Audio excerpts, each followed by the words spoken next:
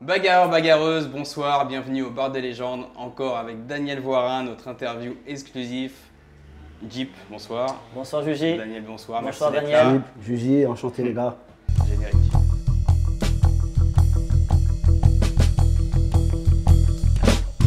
Daniel, merci d'être avec nous. Merci d'être avec nous, de nous suivre, de nous regarder. N'hésitez pas à liker, partager bien sûr cette vidéo. Ça nous aide à avancer, ça nous aide à avoir des personnalités, des légendes comme Daniel. Ouh là là. Non, sans trop en Tu as faire. raison, la légende. La légende. Pour reparler du UFC 267, bien sûr, c'est un numéro qui résonne maintenant dans ta tête. Avec En France surtout, hein, ça a résonné. hein. Il est légendaire même en France. légendaire, donc premier combat de Benoît Saint-Denis, pour ceux qui ne seraient pas au courant, à l'UFC, en short notice, contre un combattant très expérimenté. Plus Et- que ça même. Oui, voilà, et dans une catégorie de poids qui n'est pas forcément la sienne habituellement. Oui, voilà, qui était la sienne pour les combats intermédiaires. Mm. Parce qu'en fait, on fait pas trop cutter les gars dans les. Mais pour l'UFC, c'était pas du tout sa catégorie. Parce qu'il cut pas en fait, Benoît. Pour aller à 77, il a pas Bah, cuté. grosso modo, pour faire simple, si je peux, voilà, c'est que Benoît arrive avec 8 combats, tu me diras si je me trompe, avec Ouais. combats, il est invaincu, Ouais. 8-0, ouais. 8-0, et là il combat quelqu'un qui a une trentaine de combats, Ouais. qui est numéro 12 à l'UFC, Ouais. qui a déjà combattu pour le titre, Ouais. Pas pour le titre, non. Et- Mais je sais il était de 7 victoires consécutives. d'accord. Il aurait dû combattre pour le titre. Ah, il aurait dû. Oui. Comme c'est un gars qui est D'accord. assez discret et en fait, je pense qu'il n'est pas très bankable, comme Ouais, ils pas disent. très alors. vendeur, ouais. Eh ben, ils l'ont pas fait combattre pour le D'accord. titre. Mais il aurait dû avec 6 ou 7 d'affilée, Bah ouais, oui, c'est clairement. bah oui. Et donc Benoît, normalement, quand tu combats un tel adversaire, c'est que tu arrives, tu as déjà gagné déjà Ulcage Warrior, tu as déjà gagné quelque chose. Quoi. Tu viens pas là combattre ce type d'adversaire. Voilà. Donc Benoît, il arrive, grosso modo un inconnu, et il fait un combat, excusez-moi du peu, waouh, le mec il a envoyé. C'est quoi. ça qu'on voulait souligner ici en fait, parce qu'il y a eu beaucoup de sujets de polémique autour de l'arbitrage, etc., stopper le combat. Mais je pense qu'on est passé à côté de la performance de Benoît, Ah oui. qui a fait une performance de dingue en fait. Tout le Il a monde fait s'est un combat focalisé de fou. sur le moment où il a pris C'est ça. la foudre. C'est vrai qu'il a pris la foudre. Ouais, mais une minute, grosso modo. C'est vrai que c'était violent. Mais le premier round, je pense qu'il le prend. Le troisième round, si tu veux, ça serait match nul. Tu sais pourquoi? Parce que Eliseo, il était un peu devant, sauf qu'il a pris un point de pénalité. Je ne sais pas si vous vous rappelez. Oui, il a pris Ce un qui point fait de que ça a pénalité. équilibré le. ouais. Par contre, le Dans la deuxième, gueule. clairement, c'est Eliseo. Et à la fin du combat. Et à la fin du deuxième, d'ailleurs, Benoît, il reprend. Mais bon, il avance sur lui. Hein. Oui, il le met au sol. Il le met au sol. Oui, non, mais on voit Eliseo, il recule. Non, c'est quand même assez hallucinant. C'est-à-dire qu'il vient de lui mettre une bonne minute 30, entre guillemets, dans la gueule. Voilà. Mais Benoît, il avance, et l'autre, il recule. Logiquement, il ne devrait pas Parce que le reculer. mec, il a un moment, il a cramé, il était de frapper Après, sa c'est cramé, catique. quoi. Ouais, c'est ça. Et puis et- l'autre, il tombe pas en face. Voilà, Il se dit, exactement. waouh. Et en fait, à la fin du combat, son coin. D'ailleurs, il y avait Thiago avec qui c'est tous les gars que je connais. Il y avait comment il s'appelle, Cristiano Marcelo. Et bon, eux, ils doutaient ils doutaient de la décision. D'accord. Ils l'ont dit. On m'a dit putain, c'était un combat de malade et tout. Et en fait, bon, il a gagné. Bon, ok, hein. C'est normal. C'est un gros nom. Je veux dire, jamais ils auraient donné la victoire comme ça à Benoît, sauf si vraiment il avait fait quelque chose, s'il avait vraiment gagné. Mais bon, là, c'était voilà quoi. Mais c'était limite, ouais. Non, c'était un bon combat. hein. De toute façon, on n'avait pas le choix, on l'a accepté, il fallait qu'il signe à l'UFC. Si on ne le faisait pas signer, c'est ça qu'ils ne comprennent pas les gens. Tu ne peux pas ne perdre. Quand il y a une porte qui s'ouvre, quand tu as une opportunité, prends-la. Tu ne te poses pas de questions. Si tu te poses des questions, ça va être trop tard. Donc, parce que imagine, il refuse. Non, il est un peu trop dur, on va attendre un peu. Pendant ce temps-là, Benoît, il fait des combats, il perd. Ils ne vont plus jamais le rappeler. En plus, Oui, ils peuvent le rappeler d'ici tout à un an fait. ou deux. Il faut savoir qu'il y a des gars pour signer à l'UFC, ils attendent 10 ans. Regarde, il y en a, ça fait 10 ans, ils n'ont Ouais, jamais ouais, été. Et puis après, la catégorie 70-77 C'est super dur. dense. Donc, Benoît, 2 ans et demi, ouais, 2 ans et demi de ouais, MMA. ouais. Il est à l'UFC. C'est ça, il faut le rappeler. 2 ans et 2 ans et demi, demi. 2 ans et demi, et il rentre à l'UFC. Ouais. Et si on revient sur ce combat-là, on te disait en France, ouais, jeter l'éponge. Mais les gars, déjà jeter l'éponge, ça arrive une seule fois au MMA, et c'est en 2003, en 2004. C'est l'UFC 40, le Shamrock contre Ortiz. C'est la seule fois que c'est arrivé. Il y a un arbitre qui est là pour ça. Ben, pour bien arrêter le sûr. combat. Je crois qu'il allait arrêter le combat. Voilà. À un moment, j'ai vu, j'ai Ouais. dit il va stopper. Et au moment où il stoppe, Oui, Benoît, il a Benoît, encore, il- voilà, il a encore rebougé, il a hésité. Voilà, Ouais. donc, Non, mais Benoît, ça se voit, il regarde l'arbitre souvent. mais bon, à un moment, il était, Oui. plus là. Et- et quand ça Il tournait était le en dos, mode, ouais. il était en mode, tu sais, en mode robot. Survie. quoi. Ouais, ouais, Mais voilà, en mode survie. Mais après, il a eu un moment de lucidité. L'arbitre a dû voir, il n'a pas arrêté. Voilà, Donc le combat effectivement, a continué. là on voulait parler de cette performance et justement aborder ce sujet de la préparation mentale. Du coup, on voit que Benoît c'est un combattant, un ancien des forces spéciales. Comment tu l'as préparé mentalement? Est-ce qu'il est déjà arrivé lui avec son esprit force spéciale? Est-ce que il t'a appris des choses en termes de préparation mentale. Comment il se prépare mentalement et comment on se remet d'un tel combat mentalement? Alors, moi, déjà, la préparation mentale, j'en fais pas, moi. En fait, c'est au feeling. En fait, il faut savoir, lui, il a un préparateur mental avec qui il travaille, mais il le fait de temps en temps. Mais bon, à mon avis, un gars comme Benoît, il n'a pas vraiment besoin d'un préparateur mental. Il a déjà, c'est un gars qui a fait la guerre. Quand tu as fait le Mali, entre autres. Donc, c'est un mec mentalement qui est solide. Et moi, en fait, dans tous les combattants que j'ai, en fait, j'essaye de les mettre le plus à l'aise possible parce que ce qui compte, c'est l'énergie. Il y a l'entraînement, la préparation, mais il y a aussi pendant la semaine du combat, l'énergie, si tu vas les mettre en confiance, oui, tu vois, faire abstraction du combat, tu vois, se concentrer vraiment sur le combat, juste une demi-heure avant de combattre. Ouais, c'est comme une préparation mentale. Oui, mais je veux dire, c'est pas ma profession. Voilà, je veux dire, quand tu vois les préparateurs mentaux maintenant qu'il y a, ici, là, ça. Oui, avec la sophrologie qui va avec. Moi, c'est l'expérience. Moi, c'est l'expérience, tu vois. En fait, c'est le bon sens. C'est des années de travail et c'est au feeling. Oui, c'est en fonction du combattant. Exactement. Exactement. Je sais comment il réagit en fait. Par exemple, comme je te dis, le combat que j'étais là ce dimanche, le combattant avec qui j'étais, il se sentait à l'aise. Même il me disait, Daniel, je sens pas la pression. Parce qu'en fait, il y a tout un truc et des fois, ils ne s'en rendent pas compte, le combattant. Mais on est à l'aise, on rigole. Avant, c'est important. On rigole, on sort, on va se balader. Faut pas se focaliser. Il va falloir commencer à se concentrer quand tu rentres dans le vestiaire. Là, on va commencer à rentrer dans le dur. Ok, dans le dur, entre guillemets. Mais il faut toujours, en plus, dédramatiser. En fait, il faut que le combattant, quand il arrive dans la cage, il faut que ça soit la cerise sur le gâteau, qu'il prenne plaisir. Si à partir du moment où tu prends plaisir, moi, comme je dis aux combattants, toi, tu veux des guerres dans la cage. Ouais. Tu veux pas que le mec, non, tu veux des guerres. Chaque route, ça va être une guerre, là, tu vas kiffer. Après, on oublie une chose, c'est que le stress d'avant-combat, si tu l'évacues pas, il te consomme. Il te consomme. Il te bouffe tellement d'énergie, ça, les gens ne le savent pas, ça. Mais il ne faut pas être trop relâché non plus. Ouais. Il faut toujours quand même avoir l'instinct de survie. Tu sais, combien de fois on a vu des gars qui font de l'escalade, qui oublient d'attacher leur corde. L'excès de confiance, tu vois, l'excès de confiance, ça tue. Non, il faut quand même sentir un peu le stress. D'ailleurs, Benoît le disait dans une interview qu'il fallait, grosso modo, il pense qu'il faut un bon mois entre deux combats pour récupérer mentalement. Il ne parle pas physiquement, il parle simplement mentalement. Il disait qu'il avait besoin, grosso modo, d'un bon mois. Ça fatigue aussi au niveau mental. Mais bien sûr, ouais, bien sûr. Puis même au niveau physique, de toute façon. Non, puis même à un moment, il faut relâcher. Je veux dire, quand tu reviens, au niveau de l'adrénaline, c'est énorme. Mais même pour les coachs, quand tu reviens d'un combat, tu es vidé. Par exemple, la veille du combat, tu dors pas de la nuit. Je veux dire, pas la veille, l'après-combat. La veille, non, moi ça va, je dors bien, mais l'après-combat, tu stresses tellement, tu habites tellement d'énergie que tu as du mal à t'endormir, tu vois. C'est ça, et puis tu arrives, tu es vidé. Je me rappelle quand je partais avec les superstars, c'était des grosses pressions. Quand tu avais fini ton camp, mon ami, tu avais fini le camp d'entraînement. Tu étais un légume pendant 10 jours, tu n'en pouvais plus, tu voulais parler à personne. Non, parce que c'est trop, tu vois, c'est trop. Tu as envie de voir ta famille, tu as envie de rester, tu vois, je sais pas, aller faire du vélo à la plage, tu vois. Il y a Benoît, d'ailleurs, on a eu Benoît, et il nous a dit que tu as une phrase qui est bien à toi, qui dit « entraînement dur, combat dur ». Ben oui. Qu'est-ce que ça veut dire pour tout le monde? Souvent, ce qu'on dit, c'est entraînement dur, combat facile. Mais ça n'existe pas, combat facile. Les mecs, ça c'est n'importe quoi. C'est un mec qui a sorti une connerie comme ça, il est en train de la véhiculer, c'est un mytho. Il n'a jamais fait de combat, c'est dur les combats. Entraînement dur, combat dur. C'est pas parce que tu as fait un super camp que tu vas gagner ton combat, mon ami. Parce que l'autre en face aussi, il veut gagner. Souvent, on dit, oui, mais pourquoi tu n'as pas fait ça? Je ne combats pas contre un sac. Le gars, il veut gagner. Il était peut-être meilleur que moi ce jour-là. Et alors, c'est le fight.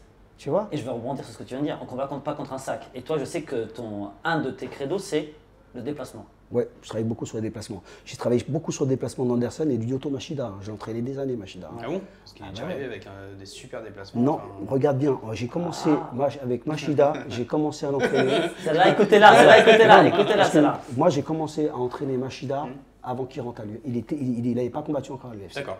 Regarde ses combats en poids lourd qu'il combattait, parce qu'il combattait en poids lourd. Oui, c'est vrai qu'il combattait en poids lourd. Il ne se déplaçait pas, il allait beaucoup à la bagarre. Regarde, observe les vidéos. Et moi, avec le temps, je l'ai appris à se déplacer. Je ne voyageais pas avec lui au début. Parce qu'en fait, je l'entraînais, c'était à la Black House, j'étais l'entraîneur de la Black House à Rio, je l'entraînais, on travaillait sur les déplacements, mais j'y allais pas parce que j'avais pas envie d'y aller. Ça me faisait chier de partir du Brésil, aller à Las Vegas, c'était des voyages interminables, et je voulais pas. Sauf qu'à la fin, ils m'ont mis la pression, les combattants. Ouais, non, Daniel, il faut que tu viennes vienne avec nous et tout. Donc j'y suis allé, tu vois. Et je crois que Machida, j'ai entraîné pour 8 ou 9 combats. D'accord. Ouais. Donc d'ailleurs, il m'a lâché, c'est ça qui est dur. Pour Deux le titre, combats pour avant le titre. le titre. Ça, c'est quand même. Parce qu'en fait, non mais tu sais pourquoi? Parce que c'est une famille de karatéka. Et moi, je commence à prendre trop de place.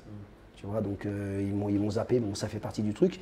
Et après Machida, j'ai entraîné Anderson. Parce que Anderson, il voyait mon travail et il s'intéressait à moi. Il a compris. Ouais, il m'a appelé. Au début, j'ai dit non. Tu vois. Et c'est vrai que sur Anderson ou Machida, ils ont quand même des déplacements. Ben voilà, ben c'est ça. Mais c'est ça. Moi, je les guidais dans la cage. Par exemple, Anderson, toujours quand il combattait, il me disait Daniel, tu me guides dans la cage. Je fais pareil avec ces fighters ici. Hein. Je les guide avec des. C'est parce que c'est un système d'entraînement, une méthode d'entraînement que tu mets en place. Contrôler la cage, voilà, contrôle l'espace, mais c'est bien important. cadré, tout ça, Voilà, ouais. exactement. Et donc, c'est un travail que tu mets forcément en place aussi avec Benoît. Oui, avec Benoît, avec tout le monde. Avec Jorik aussi, forcément, c'est Ouais, un striker avec Mathieu. Ouais. Et pour venir sur Benoît, donc, lui, si j'ai bien compris dans une de ses interviews, il dit qu'il fait du spécifique sol, spécifique point-pied et donc du MMA. Est-ce que c'est avec toi qui fait le spécifique ou est-ce qu'il s'entraîne avec comment ça se passe? Le spécifique striking, il le fait avec moi. Ouais. Okay, mais tout ce qui est sol, non, moi je ne fais pas de sol. Pourtant, t'as appris. Oui, un petit peu, j'ai un petit niveau. Mais en fait, je connais les positions, mais je ne suis pas spécifique. S'il fait du spécifique sol ou lutte, il fait à part. Moi, je fais des entraînements de MMA. C'est-à-dire que, un peu comme un chef d'orchestre ou un chef cuisinier, tu as tous les aliments, tu les assembles ensemble. Et tu arrives à faire quelque chose. De transition, quoi. C'est Important. C'est ce qui est le plus important. Je travaille les transitions, les mises au sol, mais vraiment les takedowns vraiment efficaces, les feintes, le travail de contrôle au sol. Mais en fait, voilà, beaucoup de transitions, de déplacements, et je mets en place par contre beaucoup de situations pendant mes entraînements. C'est-à-dire qu'en fait, pendant mes entraînements, voilà, beaucoup de mises en situation qu'on retrouve dans la cage. Parce que je vois beaucoup ces entraîneurs qui montrent des trucs que tu ne fais pas dans la cage. Donc là, tu perds ton temps. Mais ça sert à rien. Il y a déjà tellement de trucs à faire. C'est du loisir. Voilà, exactement. Donc fais des trucs concrets, arrête d'inventer des trucs, s'il te plaît. Tu vois. Et je leur dis à chaque fois, les gars, c'est du basique. Il faut faire répéter vos basiques, répéter vos fondamentaux sans arrêt. Parce qu'en fait, c'est ça, c'est que du basique. Et les gens, ils compliquent les choses. Des techniques de malade. Mais oui, voilà. Les basiques. Tout le monde n'est pas Anderson Silva, tu vois. Et même encore avec Anderson, on travaille les basiques. Anderson, il faisait des trucs incroyables. Après, il y a le feeling du combattant aussi. C'est pour ça que tu le guides dans la cage, mais de temps en temps, il faut le laisser.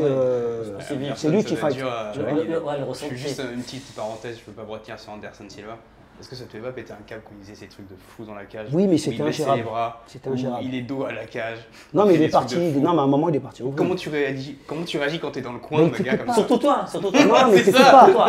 Non, mais coach spécialisé. C'est ça. T'as été coach de l'équipe de France de boxe et tout. Comment tu dois pas? Non, mais il t'écoute pas. Il y a un moment, il vrille, il t'écoute plus. Tu sais, Anderson, il était sollicité, mais c'était l'enfer. Tu vois, il n'en pouvait plus. Attends, tous les entraînements, des vidéos, t'en pouvais plus. Et si tu veux, à un moment, il y a des camps d'entraînement, j'ai pas réussi à entraîner Anderson. Ah oui. Il y avait tellement de gens autour qui viennent donner leur avis, qui ne connaissent rien. C'est très très compliqué, c'est hyper stressant. D'ailleurs, quand j'ai quitté Anderson à l'époque, je me suis embrouillé grave avec lui. Je l'ai insulté et tout. Tu l'as quitté? Ouais, je l'ai quitté, je l'ai insulté. Déjà, les Brésiliens, ça les a choqués. Ils m'ont dit, Daniel, ce que tu as fait, on n'a jamais vu ça. Anderson et tout. J'ai dit, j'en ai rien à foutre. J'ai dit, si tu veux, il y a un moment, je voulais être tranquille. J'en pouvais plus. Il m'a dit, ouais, je te paye et tout. Je veux pas ta thune, laisse-moi tranquille. Garde ta ceinture, lâche-moi, tu vois. C'est embrouillé grave. Tu vois, on fait le parallèle. Mais ça montre la force de caractère que tu as aussi. C'est important, c'est que cette force de caractère, c'est forcément. Tu leur envoies aussi et tu donnes aussi cette énergie aussi à tes combattants. Ah oui, non, moi je vais au bout du truc, mais il ne faut pas abuser. Tu vois, je veux dire, voilà quoi. En fait, on voit beaucoup de coachs, c'est des fans. Tu regardes, observes, ils sont fans de leurs combattants. C'est-à-dire que comment tu peux être fan de ton combattant? Le mec, ça veut dire que le combattant, il est au-dessus de toi. D'ailleurs, il y a une chose. Voilà, exactement. J'en ai vu, ils regardaient leurs combattants comme des. J'ai dit, attends, mon ami, t'es le coach. Le mec, il faut qu'il sente vraiment que. Tu vois. Par exemple, avec Benoît, on a été à l'UFC. C'était la première fois qu'il allait à l'UFC, lui. T'imagines? On voyait Minotaur, sauf que moi, je connais tout le monde. Donc il vient avec moi, déjà il est en terrain conquis. Je le présente aux gens, les gens, oh, Daniel et tout. Donc déjà ça facilite. Imagine, il va à l'UFC avec des mecs qui n'ont jamais été à l'UFC, ils voient des minotaures. Déjà ils sont même plus dans le fight, le coach il est même plus dans le fight. Il fait des selfies. Autographe, photo, il y a Khabib. Non mais c'est le mec, il le cherche, t'es où, il y a entraînement, tu vois.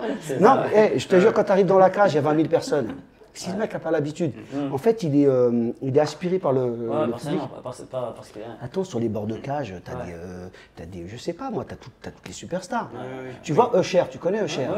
Usher, écoute, on était à Las Vegas avec Anderson. Il y a des selfies avec toi. Oui, mais écoute, il était fan d'Anderson, lui. D'accord. Usher, écoute, un truc grave. On était à Las Vegas, on mangeait, il était à côté de moi. On mangeait dans le même resto. Il y avait Anderson, tout ça, il était assis à côté de moi. Et je voyais des mecs qui venaient prendre des autographes, mais pas Anderson, à lui. Mais moi, je ne savais pas qui c'était. Je ne calcule même pas, ce mec-là.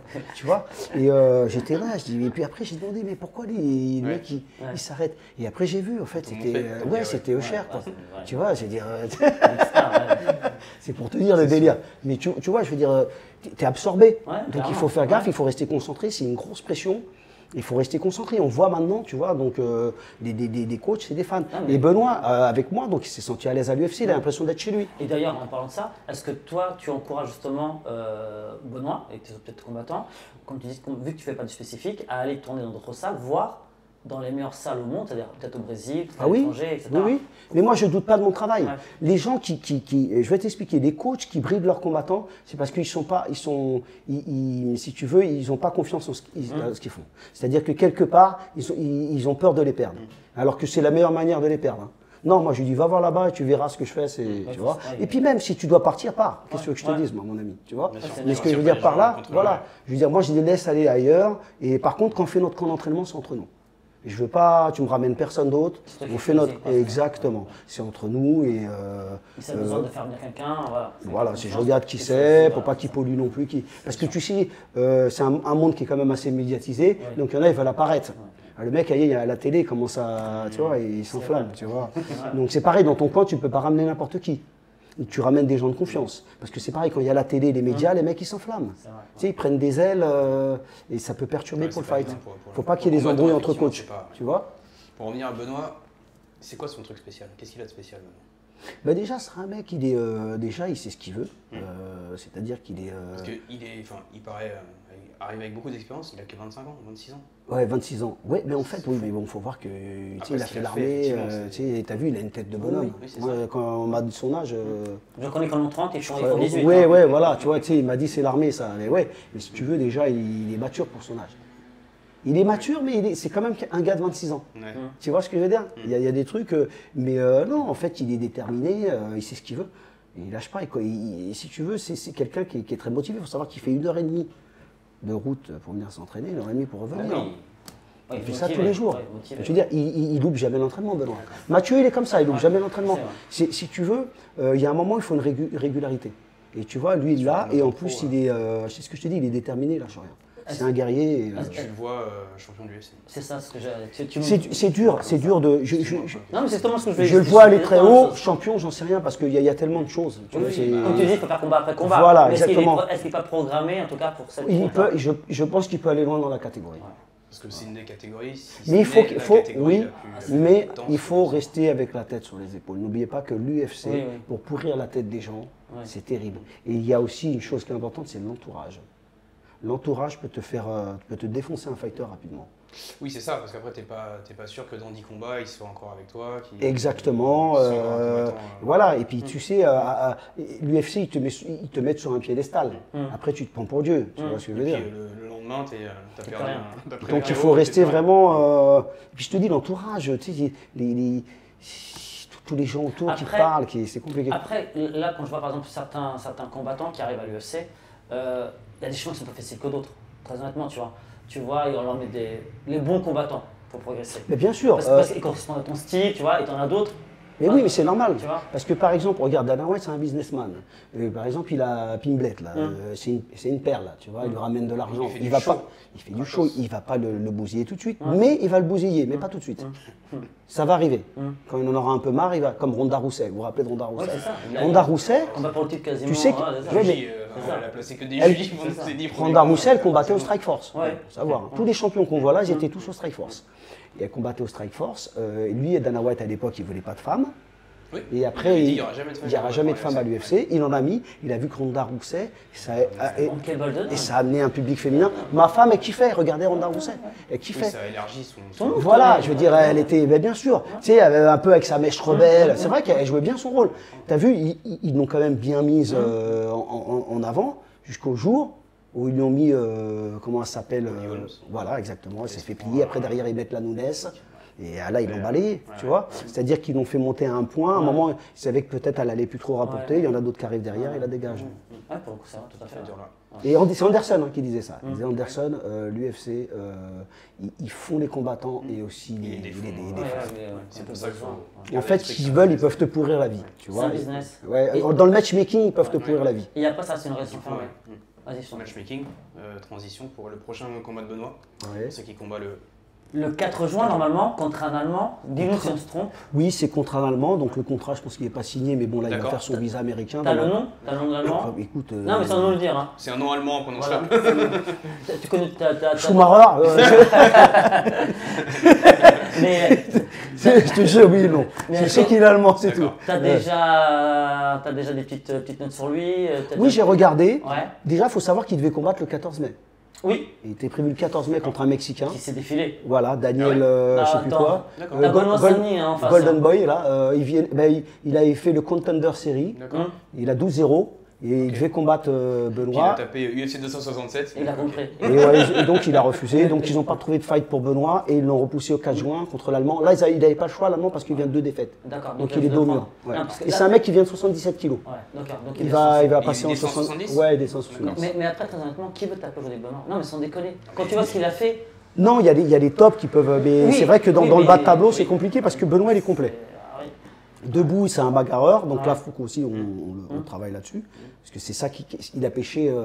En fait, il s'est fait toucher contre Eliseo parce qu'en fait, il n'a pas respecté vraiment. C'est ce que je lui disais. Ouais. Il est rentré dans. Parce que tu Oui, sais, il est un peu dans la bagarre. sanguin. Ouais, Il est rentré dans la bagarre. dans la bagarre. Tu peux pas rentrer face à un tank c'est dans vrai. la bagarre, toi. Ouais. Tu vois? Il est bien rentré dedans. Ouais, mais il a pris trop de coups. Mais bon, oui, c'est il a pas pris grave, trop de il est coups, jeune, ouais. tu vois. Mais ce que je veux dire par là, voilà quoi. Benoît est dur debout, il encaisse. Ah Super Il a un lutte, sol. super sol. Ah, pour moi, c'est le meilleur combattant français que j'ai vu. Ah, il est complet. Je parle pas de Cyril, etc. Mais vraiment, waouh, moi, sincèrement, nous, on va le suivre et on va l'avoir au bar parce que franchement. Oui, ouais, non, il est en plus c'est un mec humble, Ouais. il est sympa, tu vois, il est tranquille. des qualités, Ouais, que des ouais, qualités, ouais, ouais. non. Franchement, nickel, quoi, tu vois, bonne image. Bonne image. J'en doute pas. Hein. Top. On va te poser encore une petite question ou deux concernant justement toujours ce fameux combat avec Benoît. On sait que Jorik arrive, donc Jorik c'est un autre de tes combattants.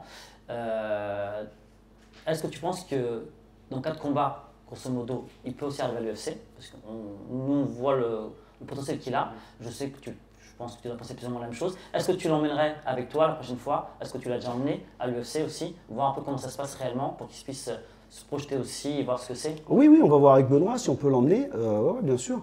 Mais moi, je pense qu'il est pas loin, Jorik. Il est pas Du loin, niveau. ouais. 2-3 victoires et Ouais. déjà j'avais eu un contact, 2-3, ouais. j'avais eu un contact au Contender Series parce que Ouais. Contender Series ils prennent des combattants qui ont 4-5 combats et j'ai un ami à Donc là, moi tu qui parles m'a des Dana White demandé Contender par rapport au Series. jeu. Hein Tu oui. parles des Dana contre Voilà. série. Et Je il pensais m'a- que c'était que des Américains qui prenaient. Non, ils prennent. Non, ils Européens, prennent. Et il m'a demandé parce qu'il cherchait des Européens et je lui ai proposé Jorik et je lui ai dit ah, bon. que Dana White appelle directement. Non, mais c'est pas Dana White. Hein. Non, c'est pas Dana White, c'est un gars qui travaille à l'UFC. Ouais. C'est Jorik Montagnac. Hein, Voilà. voilà. Et il m'a demandé, donc, bon, mais il n'a pas relancé, je pense qu'il n'avait pas assez de combats. Et je pense que Jorik, il n'est pas loin. Hein. D'accord. Parce qu'en 93, il n'y a pas énormément de monde, Ouais, surtout en France. Ouais. Donc s'il gagne 2-3 combats, il y a moyen de le mettre à l'UFC. Et il ira combattre un gars que tu connaissais très bien, que tu apprécies beaucoup, qui est expert dans quelques temps, c'est Glover Teixeira. Ah ouais, il est solide, Glover. Oui, non mais c'est voilà. sacré client. Ouais, En tout cas, on peut lui souhaiter aussi. Ouais, je ouais, sais ouais. qu'il l'apprécie beaucoup humainement, parce que ça c'est un gars humble. Glover, super. Ouais, je Bien sais sûr, il a que- une histoire incroyable, hein, lui. Hein. Il a une histoire incroyable. Hein. Tu sais que ce gars-là, il avait signé à l'UFC, il s'entraînait chez Chuck Liddell. Et quoi, l'UFC le voulait, Ouais. mais tu sais qu'il est rentré illégalement aux États-Unis. D'accord. C'est-à-dire qu'en fait, il est rentré illégalement aux États-Unis. Donc Dana White, tu lui as dit rentre au Brésil, on va faire tout pour que tu puisses revenir. Et il est resté 3 ans sans combattre. Et moi, je l'ai entraîné avec Pedro Rizzo. Au Brésil à oui, l'époque, Pedro Rizzo. quand je suis sorti d'Anderson, j'ai entraîné une équipe un peu de poids lourd, il y avait Pedro Rizzo, il y avait Glover que j'ai entraîné pas mal. Donc quand je l'ai vu au show, là, Ouais, c'est c'était super bien. content. Super sympa, mec de campagne, super. Et tu as vu, il est arrivé tard d'ailleurs à l'UFC. Hein. Et il a un sol de malade. Ouais. Il est très très fort ce gars. Ouais, Et ouais, humainement, franchement, ouais, ça m'a fait plaisir qu'il gagne la ceinture. Je pense que la prochaine fois, on viendra avec toi, l'UFC aussi. Et si tu veux, ouais, Glover, ouais, voilà, donc il a une histoire de malade. Non, mais son niveau, il est trop élevé pour l'instant pour jurer. Non, on est bien d'accord. Ouais, mais bon, ça se trouve, il sera même plus à l'UFC. On se projette. Effectivement. Merci beaucoup. Merci Daniel, merci Jeep. Merci Juju. Pour encore Merci ces échanges. Merci au bar, la légende. N'hésitez pas, un petit pouce pour si vous avez aimé cette interview. Et à très bientôt pour de nouveaux épisodes dans la bagarre. La bagarre!